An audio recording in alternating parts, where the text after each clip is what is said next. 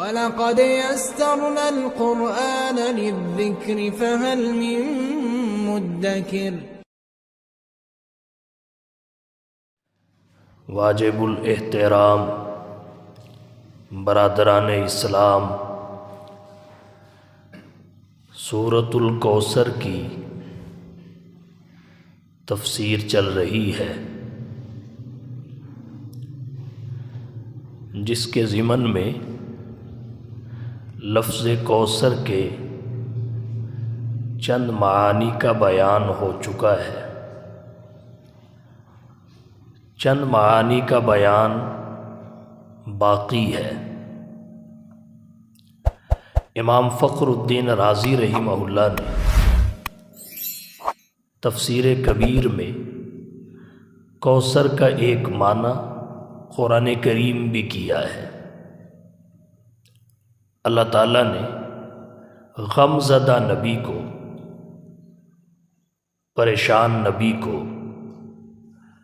لوگوں کے طعنوں کی وجہ سے پریشانی میں گھرے ہوئے نبی کو کوثر کے ذریعے ایسی تسلی دی کہ ہر پریشانی حرن ہو گئی۔ کوثر کا ہر معنی نبی کے لیے تسلی کا سامان ہے۔ کوثر کا معنی قرآن کریم بھی جناب نبی کریم صلی اللہ علیہ وسلم کے لیے بہت بڑی تسلی ہے۔ امام فخر الدین رازی رحمہ اللہ فرماتے ہیں، الکوثر هو القرآن، کوثر سے مراد قرآن ہے، وفضائلہ لا تحصی، اور قرآن کریم کے فضائل اس قدر ہیں ان کا احاطہ نہیں کیا جا سکتا، شمار میں نہیں لائے جا سکتے۔ قرآن کریم کے فضائل اور خصوصیات میں ایک فضیلت یہ ہے، قرآن کریم اللہ کا کلام ہے۔ کسی بھی نبی پر اترنے والی وحی کو یہ شان اور عظمت عطا نہیں ہوئی جو حضور پر اترنے والی وحی کو نصیب ہوئی۔ آپ پر اترنے والی وحی کو کلام اللہ کا درجہ اور منصب حاصل ہے۔ باقی کتابیں کتاب اللہ ضرور ہیں، کلام اللہ نہیں ہے۔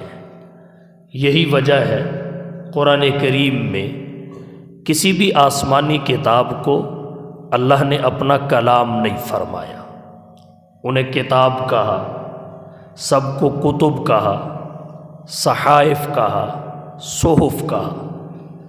آمن الرسول بما انزل الیہ من ربہ والمؤمنون کل آمن باللہ وملائکتہ وکتبہ ورسلہ۔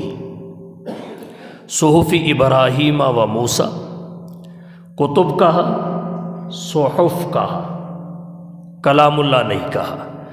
کلام اللہ کا لفظ فقط قرآن کریم کے لیے استعمال ہوا ہے۔ حتیٰ یسمع کلام اللہ یریدون ان یبدلوا کلام اللہ، یہ قرآن کریم کا امتیاز ہے، قرآن کریم کی خصوصیت ہے۔ رہا ہمارے بزرگوں کی کتب میں، ان کی تحریروں میں، سابقہ آسمانی کتابوں کے لیے کلام اللہ کا لفظ اہل علم نے اس کی تعویل یہ کی ہے کہ وہ مجاز پر محمول ہے، مراد اس سے بھی کتاب اللہ ہی ہے۔ قرآن کریم کے علاوہ کوئی آسمانی کتاب کلام اللہ نہیں ہے۔ کلام اللہ کی حفاظت کا ذمہ اللہ نے لیا ہے۔ اللہ قرآن میں فرماتے ہیں، اِنَّا نَحْنُ نَزَّلْنَا الذِّكْرَ وَإِنَّا لَهُ لَحَافِظُونَ، بے شک اس خاص ذکر کو جو کلام الہی ہے تھوڑا تھوڑا کر کے ہم نے نازل کیا ہے، اور اس کی حفاظت کی ذمہ داری بھی ہم نے لے لی ہے۔ اللہ تعالیٰ نے حفاظت کا ذریعہ بھلے حفاظ کو، قراء کو، علماء کو، مفسرین و محدثین کو، فقہا اور مجتہدین کو بنایا، مگر ذمہ داری اللہ کی ہے۔ باقی کتابوں کی حفاظت کی ذمہ داری اللہ نے نہیں اٹھائی۔ بِمَسْتُحْفِظُوا مِنْ کتاب اللہ وَكَانُوا عَلَيْهِ شُهَدَاءَ، لوگوں کے سپرد کر دی۔ لوگ فانی ہیں، کتابیں محفوظ نہ رہ سکی، اللہ باقی ہے، جس کتاب کی حفاظت کا ذمہ اللہ نے لیا وہ ہمیشہ کے لیے محفوظ ہے۔ تو قرآن کریم ہی کلام اللہ ہے۔ اس کی ایک دلیل یہ ہے، جو اللہ کا کلام ہے اس کی حفاظت کا ذمہ اللہ نے لیا ہے، اور حفاظت کا ذمہ فقط قرآن کریم کا اللہ نے لیا ہے، اور کسی کتاب کی حفاظت کا ذمہ اللہ نے نہیں لیا۔ یہی وجہ ہے قرآن الحمد سے لے کر والناس تک مکمل محفوظ ہے، لیکن پہلی کوئی کتاب بھی محفوظ نہیں ہے، کوئی کتاب محفوظ نہیں ہے، سب غیر محفوظ ہیں، محرف ہیں، مبدل ہیں۔ یہاں سے پتہ چلا کلام الہی ہونا یہ قرآن کریم کا امتیاز اور خصوصیت ہے۔ ایک دلیل اس کی یہ بھی ہے، جو اللہ کا کلام ہے اس میں تحدی اور چیلنج ہے، تحدی اور چیلنج۔ پہلی کتابوں میں تحدی اور چیلنج نہیں ہے کہ لاؤ میری مثل لاؤ، پہلی کتابوں میں نہیں ہے۔ یہودیوں کے میمون پادری نے کہا ہے تورات کی املا کرائی گئی، اس میں تحدی اور چیلنج نہیں، لیکن قرآن کریم وہ کتاب ہے جس میں تحدی اور چیلنج ہے۔ مشرکین مکہ نے کہا یہ اللہ کا کلام نہیں ہے، حضور رات کو بناتے ہیں دن کو سناتے ہیں۔ اللہ تعالیٰ نے ان کے اس اعتراض کا جواب دیا 4 چیلنج کر کے۔ پہلا چیلنج کیا ان یاتوا بمثل ھذا القرآن، اگر یہ انسان کا بنایا ہوا ہے، حضور اکیلے انسان ایسا کلام پیش کر سکتے ہیں، تو تم سارے مل کر اس کی مثل کیوں نہیں لا سکتے؟ تمہارا دعویٰ بھی یہ ہے ہم فصحاء ہیں، روئے زمین کے فصحاء ہم ہیں، ہمارا کلام بلیغ ہے، مقتضائے حال کے عین مطابق ہے۔ اپنے علاوہ کو تم عجم یعنی گونگا کہتے ہو، تو تلواریں کیوں اٹھاتے ہو؟ مرنے مارنے پہ کیوں اتر آئے ہو؟ لڑنے کے لیے میدان میں کیوں نکلے ہو؟ ایسا کلام بنا کے جواب دے دو۔ لیکن جب تم مثل نہیں لا سکتے تو اس سے یہ بات واضح ہو جاتی ہے کہ انسانی کلام نہیں ہے۔ جس کی مثل لانا انسانوں کے بس میں نہیں، وہ انسان کا کلام کیسے ہو سکتا ہے؟ تو اللہ نے پہلا چیلنج یہ کیا ان یأتوا بمثل ھذا القرآن، اس قرآن کی مثل لاؤ، ولو کان بعضهم لبعض ظہیرا، اگر آپس میں ایک دوسرے کی معاونت بھی کرنے لگے، بعض کے معین اور مددگار بن جائیں، تب بھی مثل نہیں لا سکتے۔ حبیب کھل کے کہہ دو قل لئن اجتمعت الانس والجن علی ان یأتوا بمثل ھذا القرآن ولو کان بعضهم لبعض ظہیرا، نہیں لا سکتے۔ جب پورے قرآن کریم کی مثل لانے کا چیلنج پورا نہیں کیا، اللہ نے تخفیف کی، فرمایا ام یقولون افترا، ان کا کہنا یہ ہے حضور نے اس قرآن کو بنایا ہے۔ انہیں کہہ دو قل کہہ دو فأتوا بعشر سور مثلہ مفتریات، تم اس جیسی 10 صورتیں بنا کے لے آؤ، وَدُعُوا مَنِ اسْتَطَعْتُم مِّن دُونِ اللَّهِ إِن كُنتُمْ صَادِقِينَ، اللہ کے علاوہ جس کو ملانے اور بلانے کی طاقت رکھتے ہو ملا بلا لو، اگر تم اپنے اس دعوے میں سچے ہو۔ یہ رحمان کا کلام نہیں ہے، انسان کا ہے، حضور رات کو بناتے ہیں دن کو سناتے ہیں۔ یہ دوسرا چیلنج تھا، اس کا بھی کوئی جواب نہیں آیا۔ کس میں مجال ہے اس چیلنج کو قبول کرے؟ اللہ نے تیسرے نمبر پہ فرمایا وَإِن كُنتُمْ فِي رَيْبٍ مِّمَّا نَزَّلْنَا عَلَىٰ عَبْدِنَا فَأْتُوا بِسُورَةٍ مِّن مِّثْلِهِ وَادْعُوا شُهَدَاءَكُم مِّن دُونِ اللَّهِ إِن كُنتُمْ صَادِقِينَ۔ اگر تم قرآن کریم کے بارے میں شک میں ہو، اگر تم ہماری طرف سے اس کے نزول میں شک کرنے والے ہو کہ ہم نے اپنے بندے پر اسے نازل کیا، تمہارے ہاں اس بات میں شک ہے، تو فَأْتُوا بِسُورَةٍ مِّن مِّثْلِهِ، اس جیسی کوئی ایک صورت لے آؤ، ایک صورت۔ پھر صورت کا لفظ نکرہ ذکر کیا، نکرہ میں عموم ہوتا ہے، کوئی بقرہ کی قید نہیں ہے، آل عمران کی قید نہیں ہے کہ تم پاروں پر مشتمل صورت لے کے آؤ، سطروں پر مشتمل لے آؤ۔ سب سے چھوٹی صورت قرآن کریم کی سورۃ الکوثر ہے، جس کی 3 آیات ہیں، 10 کلمات ہیں، 42 یا 43 حروف ہیں، اس کی مثل ہی لے آؤ، آج تک نہیں لائی جا سکی۔ اور ایک چیلنج یہ بھی قرآن میں ہے، فَلْيَأْتُوا بِحَدِيثٍ مِّثْلِهِ إِن كَانُوا صَادِقِينَ، ایک بات ہی اس نبی اور نبی پر اترنے والے قرآن جیسی لے آؤ۔ یہ اللہ کی طرف سے چاروں چیلنج آج بھی برقرار ہیں، نہ ان کا جواب آیا نہ قیامت تک آ سکے گا۔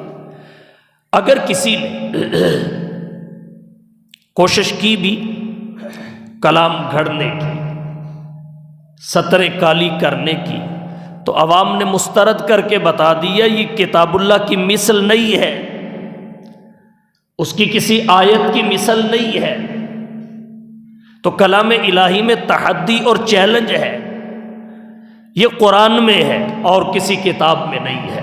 تو پتہ چلا اللہ کا کلام فقط قرآن ہے، اللہ کا کلام فقط قرآن ہے، اس کی مثل ساری دنیا نہیں لا سکی۔ مثل کیا لاتی، بلکہ قرآن کریم کو سن کر، پڑھ کر، دیکھ کر عرب کے بڑے بڑے فصحاء اور شعراء نے اشعار کہنے چھوڑ دیے۔ میں نے پہلے عرض کیا تھا، سورۃ الکوثر قرآن کریم کی مختصر سی سورت ہے، اسے کسی نے کعبے کی دیوار پہ لٹکا دیا، لوگ آتے، پڑھتے، دیکھتے، حیران رہ جاتے، پریشان تھے۔ مکہ کے مشرک، اس کا جواب کیسے دیا جائے؟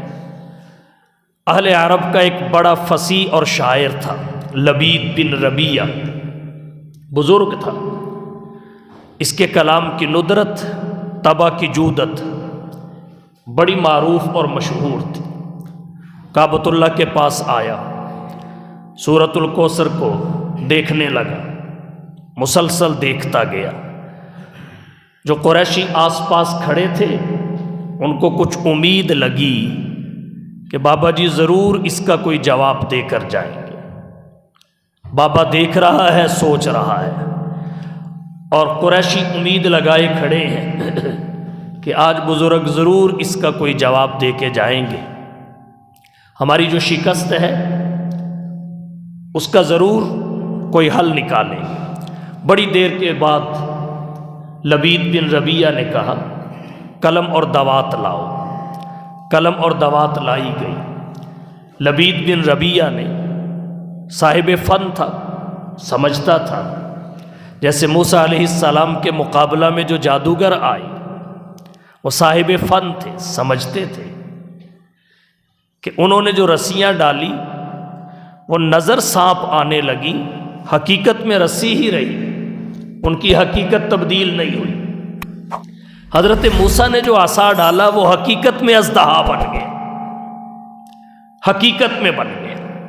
تو صاحب فن تھے، سمجھ گئے، کہنے لگے آمنا برب موسیٰ و ہارون۔ تو یہ بھی صاحب فن تھا۔ صاحب فن باریکیوں کو سمجھتا ہے، حقیقت کو جانتا ہے، گہرائی تک اس کی رسائی ہوتی ہے۔ تو صاحب فن ہونے کی وجہ سے اس نے اپنے قلم سے اس کے آگے لکھ دیا واللہ ما ھذا قول البشر، اللہ کی قسم یہ انسان کا کلام نہیں ہے، انسان کا کلام نہیں ہے۔ اور پھر سورۃ الکوثر کے اس اعجاز کو محسوس کر کے وہ مسلمان بھی ہو گیا، اور پھر اس نے اشعار کہنا ترک کر دیا۔ حضرت عمر بن خطاب رضی اللہ تعالی عنہ نے کسی موقع پر اسے کہا کہ آپ بھی کچھ کہیے، وہ کہنے لگا قرآن کے ہوتے ہوئے مجھے کچھ کہنے کی ضرورت ہی کیا ہے، اب میں کہوں تو کیسے کہوں، جو فصاحت و بلاغت اللہ کے قرآن میں ہے وہ کسی کے کلام میں کہاں ہے۔ اسی طرح عرب میں ایک خاتون تھی، اس کا نام خنسا تھا، مرثیہ گو شاعرہ تھی، بہت بڑی شاعرہ تھی، بڑی فصیحہ تھی، اس کے کلام میں بڑی فصاحت و بلاغت ہوتی تھی، اور یہ بڑے بڑے مشاعروں میں جج بن کر بیٹھا کرتی تھی، شعراء کے اشعار کو چیک کیا کرتی تھی۔ یہاں تک اہل علم نے لکھا ہے کہ اوکاز کے میلے میں حضرت حسان بن ثابت رضی اللہ تعالی عنہ نے ایک مرتبہ اپنے کلام میں سے 2 اشعار چن کر پیش کیے، اس خاتون نے 8 ادبی غلطیاں اس میں نکالی تھی، 8 ادبی غلطیاں اس میں نکالی تھی۔ وہ اشعار بھی کتابوں میں موجود اور محفوظ ہیں، لیکن جب اس نے قرآن کریم سنا تو دنگ رہ گئی۔ قرآن کریم کی فصاحت و بلاغت اس قدر اس پہ کھلی، مسلمان بھی ہو گئی، اشعار کہنا بھی ترک کر دیے، اشعار کہنا بھی چھوڑ دی۔ اس کا جواب کوئی دیتا تو کیسے دیتا، اس کی مثل لاتا تو کیسے لاتا؟ اس نے تو اس حد تک مجبور کر دیا عرب کے فصحاء اور شعراء کو، انہوں نے کلمے توڑ دی، کلمے توڑ دی۔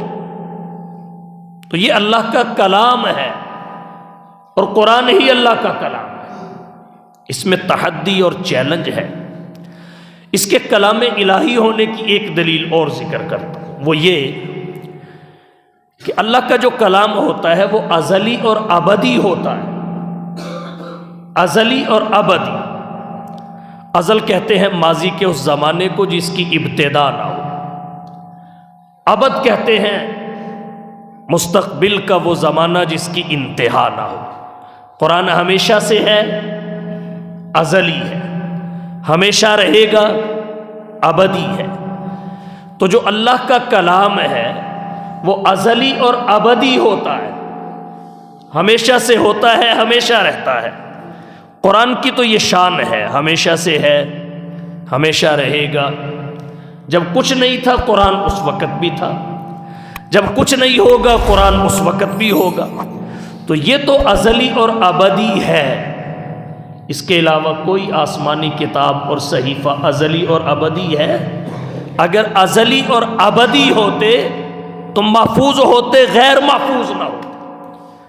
اب حقیقت حال یہ ہے کہ کوئی بھی آسمانی کتاب اپنی اصل عبارت میں نہیں ہے،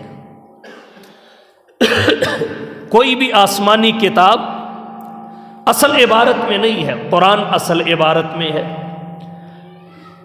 تو قرآن کریم ہی کلام اللہ ہے اور کوئی کتاب کلام اللہ نہیں ہے۔ جب قرآن ازلی اور ابدی ہے تو قرآن ہی اللہ کی صفت ہو سکتی ہے، کوئی اور کتاب اللہ کی صفت نہیں ہو سکتی۔ کیوں؟ اس لیے کہ اللہ کی ذات قدیم ہے، غیر حادث ہے، غیر فانی ہے۔ تو جب اللہ کی ذات قدیم ہے تو اللہ کی صفات بھی قدیم ہے، خواہ وہ ثبوتی صفات ہوں، اللہ عالم الغیب ہے، اللہ حاضر ناظر ہے، اللہ مختار کل ہے، خواہ وہ صفات سلبی ہوں، اللہ جاہل نہیں ہے، اللہ عاجز نہیں ہے، غیر قادر نہیں ہے، یہ سلبی صفات ہیں۔ جتنی بھی اللہ کی صفات ہیں یہ بھی اللہ کی ذات کی طرح قدیم ہے، فانی نہیں ہے۔ اللہ کی ہر صفت، حیات، ارادہ، علم، سمع، بصر، قدرت، جتنی بھی صفات ہیں سب کی سب غیر فانی ہے، فانی نہیں ہے، قدیم ہے۔ قرآن کریم اللہ کا کلام ہے تمام آسمانی کتابوں اور صحائف میں یہی اللہ کی صفت ہے، اس لیے کہ باقی فنا ہو گئی، قرآن باقی ہے، باقی رہے گا۔ اللہ کی صفت کو فنا نہیں ہے، قرآن کو فنا نہیں ہے، تو اس لیے قرآن ہی کلام الہی ہے اور کوئی کتاب نہیں۔ کلام الہی معجز ہوتا ہے، قرآن ہی معجز ہے اور کوئی کتاب معجز نہیں ہے۔ تو اللہ نے اپنے نبی کو تسلی دیتے ہوئے کہا انا اعطیناک الکوثر، اے حبیب ہم نے آپ کو کوثر عطا کیا۔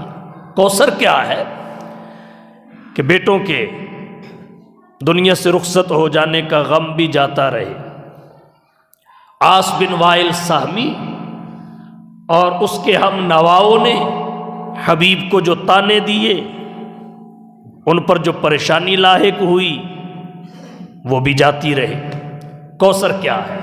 امام فخر الدین رازی نے کہا الکوثر هو القرآن، کوثر قرآن ہے، وفضائلہ لا تحصیٰ، اس کے فضائل اس قدر ہیں جنہیں احاطہ تحریر و بیان میں نہیں لایا جا سکتا۔ بہت سارے تو وہ ہیں جو ہم پہ کھلے ہی نہیں، ہم احاطہ کیسے کر سکتے ہیں؟ کھلے ہی نہیں، کیونکہ یہ اللہ کی صفت ہے۔ جیسے اللہ کی ذات پہ ایمان لانا ضروری ہے، ایسے ہی اللہ کی صفات پہ ایمان لانا بھی ضروری ہے۔ قرآن اللہ کی صفت ہے، اس پر بھی ایمان لانا ضروری ہے۔ اس کی حقیقت کیا ہے یہ اللہ ہی جانتا ہے۔ اللہ کی تمام صفات کی حقیقت اللہ ہی جانتا ہے۔ تو اللہ نے اپنے حبیب کو تسلی دی، کیونکہ تسلی کے لیے ویسے بھی وہ نعمت ذکر کی جاتی ہے جو کسی اور کے پاس نہ ہو۔ جس کو تسلی دی جا رہی ہے وہ اس کا امتیاز ہو، وہ اس کا انفرادی کمال ہو، وہ اس کی خصوصیت ہو۔ اور قرآن اللہ نے جو اپنے حبیب کو عطا کیا ہے یہ کلام الہی ہے، یہ اللہ کی صفت ہے، یہ ازلی اور ابدی ہے۔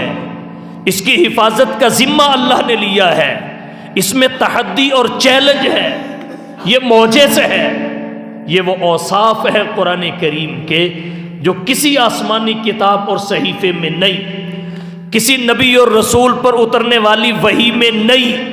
تو گویا اللہ نے کہا حبیب نرینہ اولاد کا لینا حکمت ہے، اور کوثر کی شکل میں قرآن عطا کرنا تسلی اور عنایت ہے۔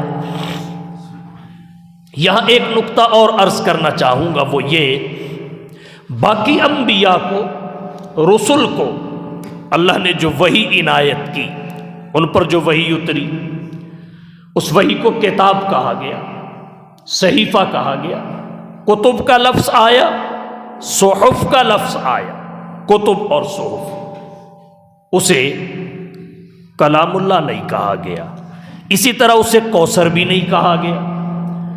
باقی رسولوں پر جو وحی اور کتاب اتری، ان میں سے کسی رسول کی کتاب اور وحی کو کوثر نہیں کہا گیا۔ ایک حضور پر اترنے والی وحی کلام اللہ قرآن کریم ہے، جسے اللہ نے کوثر فرمایا انا اعطیناک الکوثر ای القرآن۔ اے حبیب ہم نے آپ کو کوثر کی شکل میں قرآن عطا کیا۔ سوال یہ ہے قرآن کو ہی کوثر کہا، اس کی وجہ کیا ہے؟ میں نے پہلے عرض کیا کوثر کثرت سے بنا ہے، فعال کے وزن پر مبالغہ کا صیغہ ہے، تو قرآن کریم کو کوثر کہا۔ کوثر سے مفسرین نے مراد قرآن لیا، الکوثر هو القرآن۔ تفسیر کبیر میں کیوں؟ اس لیے کہ کتابیں اور صحیفے وہی قرآن کے علاوہ بھی تھیں، مگر جو فضائل قرآن کے ہیں، جتنے فضائل قرآن کے ہیں اتنے کسی کے نہیں، جتنے فوائد قرآن کے ہیں اتنے کسی کے نہیں، جتنے ثمرات اور برکات قرآن کے ہیں اتنے کسی کے نہیں۔ علم میں کثرت قرآن کریم کے پاس، فوائد و فضائل کی کثرت قرآن کریم کے پاس، ثمرات و برکات کی کثرت قرآن کے پاس۔ اس لیے باقی انبیاء و رسل پر اترنے والی، باقی انبیاء و رسل کو ملنے والی وہی کتاب اور صحیفہ ہے، کتب اور صحف ہے، اور مصطفیٰ کو ملنے والی وہی کوثر ہے۔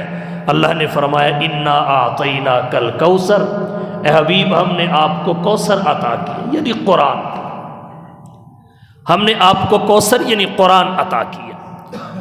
اتنی فضیلت والی کتاب، باقی کتابیں جڑ کر آئی، آ کر ٹوٹ گئی، قرآن ٹوٹ کر آیا، منجمن منجمن، مفرقن مفرقن، اور آ کر ایسا جڑا کہ اسے توڑنے والے ٹوٹ گئے، یہ آج تک جڑا ہوا ہے۔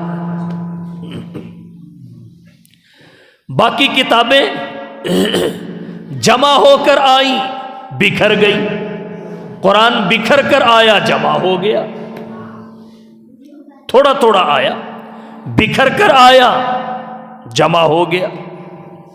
انا نحن نزلنا الذکر وانا لہ لحافظون، جب اللہ آسمان دنیا سے حضور پر اترنے والے ذکر، قرآن اور کلام کی حفاظت کا ذمہ لیتے ہیں تو نزلنا کہتے ہیں۔ نزلنا تنزیل سے ہے، تھوڑا تھوڑا کر کے اتارنا۔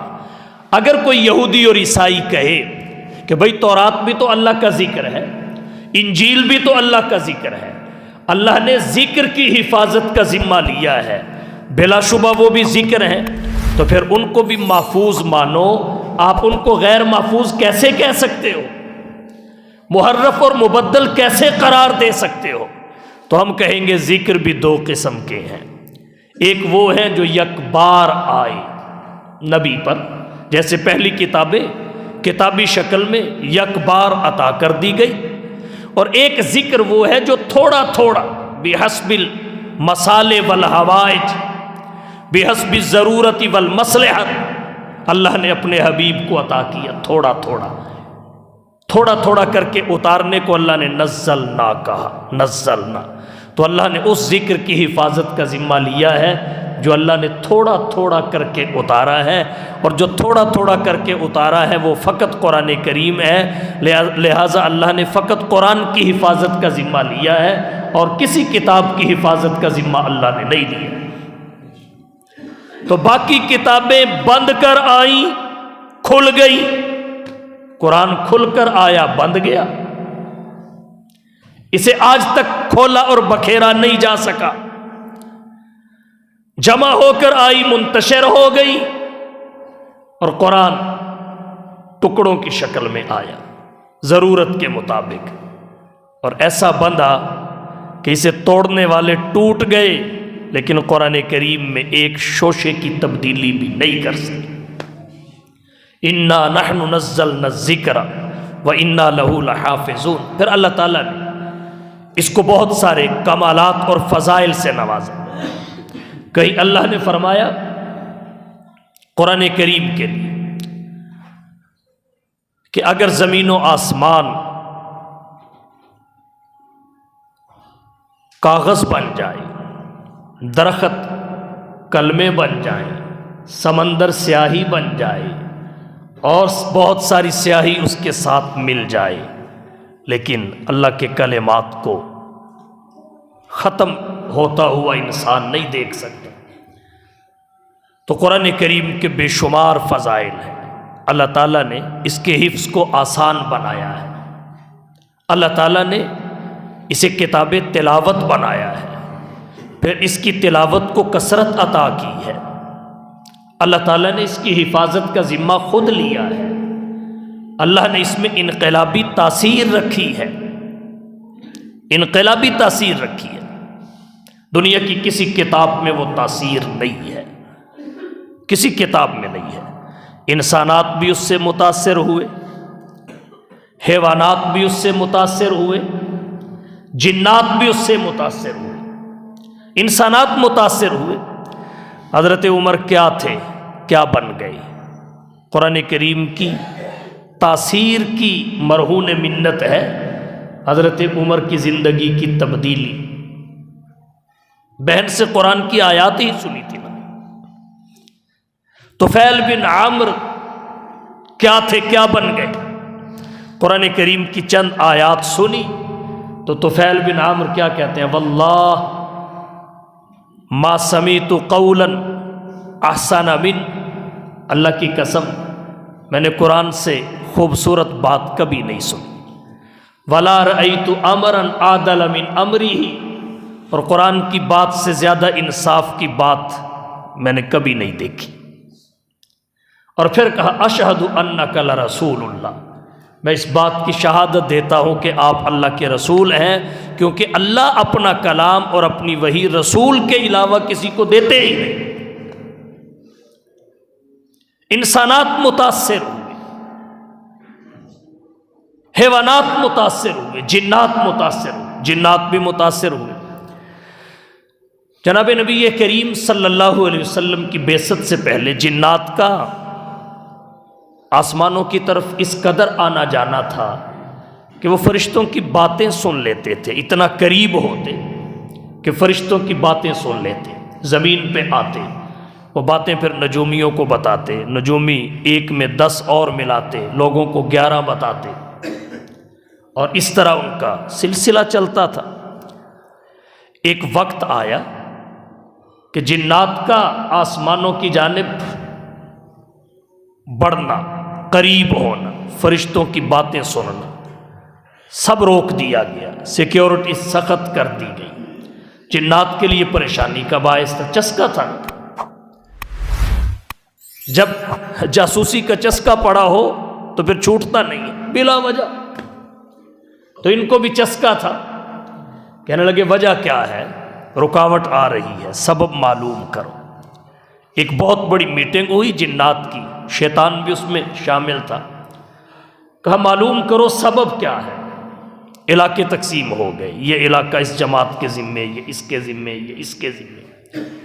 نصیبین کے 9 جنوں کی جماعت کے ذمے حجاز کا علاقہ لگا، یہ حجاز کے علاقے کی چھان پھٹک کریں گے، چھان بین کریں گے، ایسا کون سا معاملہ پیش آیا ہے کہ ہم اوپر جا ہی نہیں سکتے، فرشتوں کی آپس کی گفتگو سن ہی نہیں سکتے۔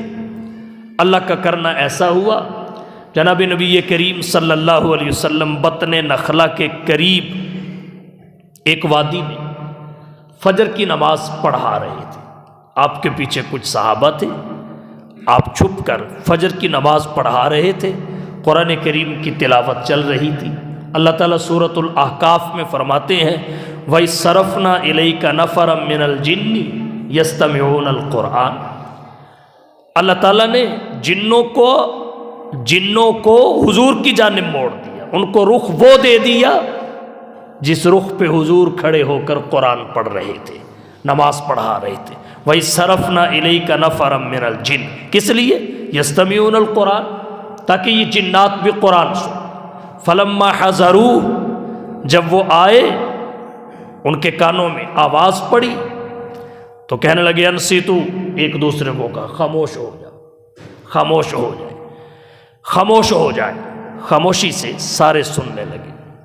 فلما قضی، جب تلاوت موقوف ہوئی، ولوا الی قومہم منذرین، یہ اپنی قوم کی طرف اس حالت میں پلٹے کہ جیسے ہمارے تبلیغی جماعت والے کہتے ہیں چلو جانا نہ جانا تو بعد کی بات ہے، ارادہ تو کر لو، ارادے پہ بھی ایک نیکی ملتی ہے، ارادہ تو کر لو۔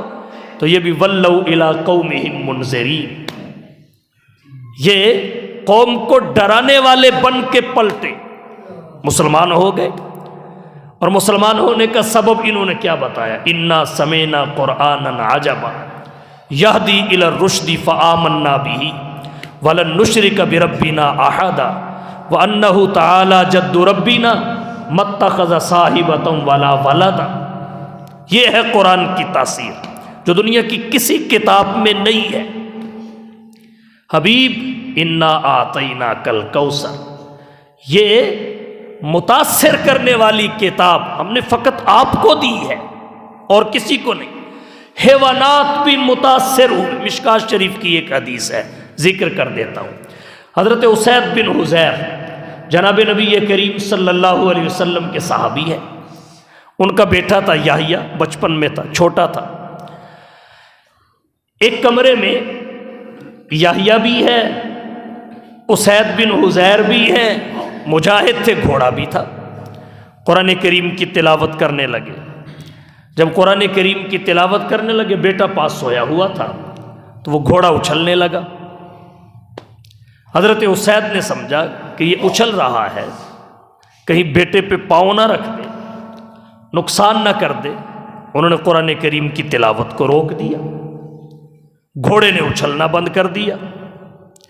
جب اس نے اچھلنا بند کیا، تھوڑی دیر میں انہوں نے پھر تلاوت شروع کی، وہ پھر اچھلنے لگا۔ تو گھوڑا بھی متاثر ہوا۔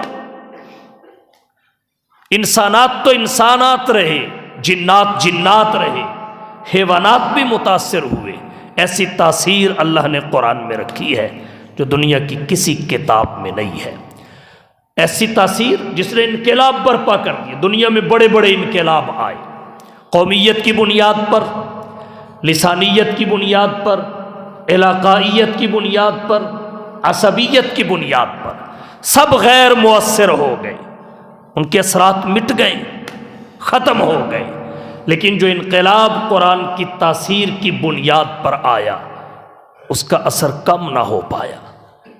وہ انقلاب قیامت تک رہے گا۔ وہ روحوں کا انقلاب تھا، وہ باطن کی تبدیلی کا انقلاب تھا جو قرآن کی تاثیر کی وجہ سے آیا۔ قرآن کی تاثیر نے جو انقلاب پیدا کیا وہ کبھی ختم نہ ہوگا۔ صداقت ہمیشہ رہے گی، عدالت رہے گی، شجاعت رہے گی، شرافت رہے گی، حیا رہے گا، غیرت رہے گی، توحید رہے گی، سنت رہے گی۔ اگر قوم بدل گئی تو ان تتولوا یستبدل قوما غیرکم ثم لا یکونوا امثالکم، اللہ دوسری لے آئیں گے، لیکن قرآن کریم کے لائے ہوئے انقلاب کو مٹایا نہیں جا سکے گا۔ تو اللہ نے یہ انقلابی کتاب اپنے حبیب کو عطا کر کے کہا، انا اعطیناک الکوثر، اے حبیب ہم نے آپ کو کوثر عطا کیا۔ امام فخر الدین رازی کہتے ہیں الکوثر هو القرآن، کوثر سے مراد قرآن ہے، وفضائلہ لا تحصی، اس کے فضائل اس قدر ہیں جن کا احاطہ نہیں کیا جا سکتا۔ اللہ تعالی ہمیں اس نعمت کی قدر کرنے کی توفیق عطا فرمائے، اس کی تلاوت کو اپنی زندگی کے معمولات میں شامل کرنے کی توفیق عطا فرمائے۔ میں کہا کرتا ہوں قرآن کریم کی تلاوت کو زندگی کے معمولات میں شامل کیجیے، مشکل نہیں ہے۔ اگر فجر کے بعد اس ٹھنڈے موسم میں، دسمبر کے مہینہ میں 2 گھنٹے سڑک پہ دوڑنا، شاہراہ پہ واک کرنا ہماری زندگی کے معمولات میں شامل ہو سکتا ہے۔ کلب میں جا کر ورزش کرنا معمولات زندگی میں شامل ہو سکتا ہے۔ روزانہ اخبار پڑھنا معمولات زندگی میں شامل ہو سکتا ہے۔ عصر کے بعد بیوی بچوں کے ساتھ بیٹھ کر چائے پینا معمولات زندگی میں شامل ہو سکتا ہے۔ عشاء کے بعد بزم دوستہ کا حصہ بننا معمولات زندگی میں شامل ہو سکتا ہے۔ تو قرآن کریم کے 2 رکوع کی تلاوت معمولات زندگی میں شامل کیوں نہیں ہو سکتی؟ کیا مشکل ہے اس میں؟ یہ ہماری روح کی غذا ہے۔ غلط کہتے ہیں لوگ موسیقی روح کی غذا ہے، سزا ہے، غذا نہیں ہے۔ ہاں، اگر روح ہی بگڑ چکی ہو تو اس روح کی ہو بھی سکتی ہے۔ ساری روحیں تو ایک جیسی نہیں، جیسے سارے جسم اور بدن ایک جیسے نہیں، سارے انسان ایک جیسے نہیں۔ کچھ حلال کھا کے خوش ہوتے ہیں، کچھ حرام کھا کے خوش ہوتے ہیں، کچھ جائز پہ راضی ہوتے ہیں، کچھ ناجائز پہ راضی ہوتے ہیں۔ تو روحیں بھی اسی طرح ہیں۔ جو پاکیزہ روحیں ہیں ان کی غذا تو اللہ کے قرآن کی تلاوت ہے۔ روح امر ربی ہے، قرآن حکم ربی ہے، جہاں سے روح آئی وہیں سے غذا آئی۔ تو اگر کوئی موسیقی کو روح کی غذا سمجھتا ہے، وہ اپنی روح کا علاج کروائے، دھوئے، اسے تزکیے کا غسل دے، اس کی روح پلید ہو چکی ہے۔ اللہ تعالی ہم سب کو سمجھنے اور عمل کرنے کی توفیق بخشے۔ وآخر دعوانا ان الحمدللہ۔